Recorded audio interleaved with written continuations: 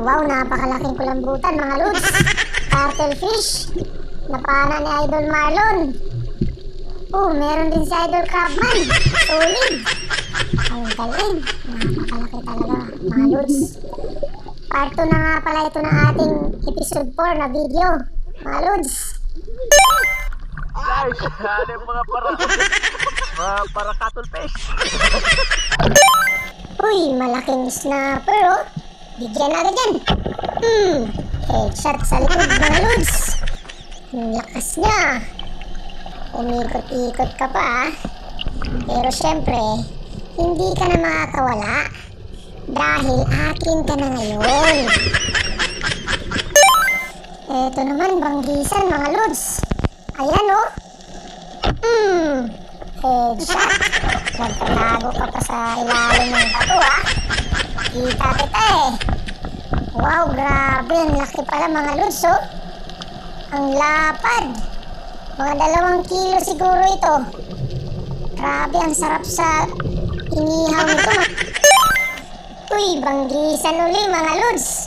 Ayan oh, nakatambay siya dyan oh. Mamaya ka. 2 pala sila mga lods. Ito pa isa oh. Subukan natin i-rapid shot. Halika rito. Sabihan mo tong kapatid mo dito oh. Ayan na. Bigyan na yan. May shot sa likod. Sayang, nakatakbo yung isa mga lods. Pero di bale oh. Sa pool naman natin itong malaki. Ang lapad eh. Siguro nasa 2 kilo ito mga lods. Tignan mo naman yan oh. Wow, nakapana din pala ng malaking manlalara si Idol Crabman mga lods. Tignan niyo yan oh. Ang lapad. Kedua. Medyo may kalaliman talaga itong spot natin mga lods. Ubus-ubus minsan yung ating hininga. Ayan oh.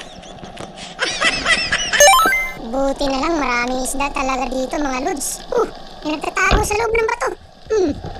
Headshot ka. Wow, malaking manlalara pala mga lods. Napakalapad oh. Siguro nasa 10 kilo ito. Grabe. Ang laki. Napakasarap pa naman ito sa tinola. Ayan mga lods oh. Wakito pala guys. Nandyan ka lang pala. Napakalaking banggisan mga lods. Ayan oh. Ayan na. Headshot sa likod mga lods. Grabe. Napakalakas. Wow. Nadali natin mga lods. Ang laki. Nasa 20 kilo siguro ito. Napakataba nito mga lods. Ito yung dagar sa inihaw. Grabe oh.